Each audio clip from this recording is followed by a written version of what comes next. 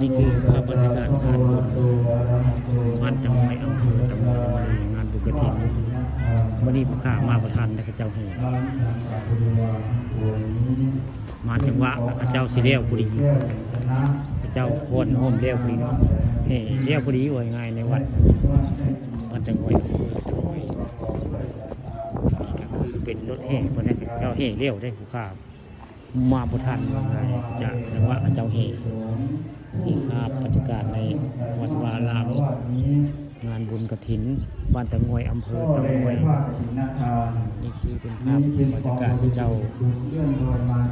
หลักกองกฐินได้ยังครูจะทราบเลยหลักกองกฐินอยู่ในงานภายในก็มีมักกล้วยนะหลักบรรดาก็จะมา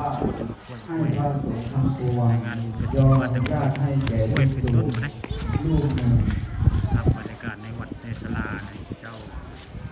นั่งพนมมือเนาะรับศิลปรวันที่หลับของกฐินวันนี้กฐินบ้านตะงวยอำเภอตะงวยครับบรรยากาศในงานมีโรงทานเนี่ยพระเจ้าจัดโรงทานในหน้ากันหน้ากันจะมีโรงทานเลยพระเจ้าจัดโรงทาน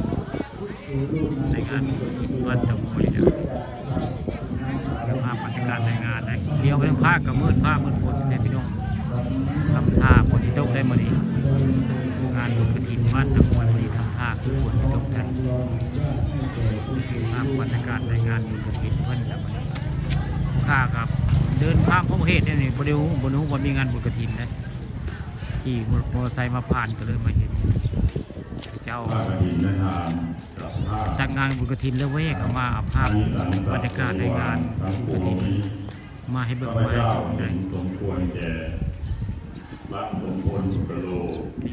ภาพบรรยากาศในงานเป็นงานบุญกฐินบ้านตะงอยนะเพื่อกระทำกฐินนักภารกิจ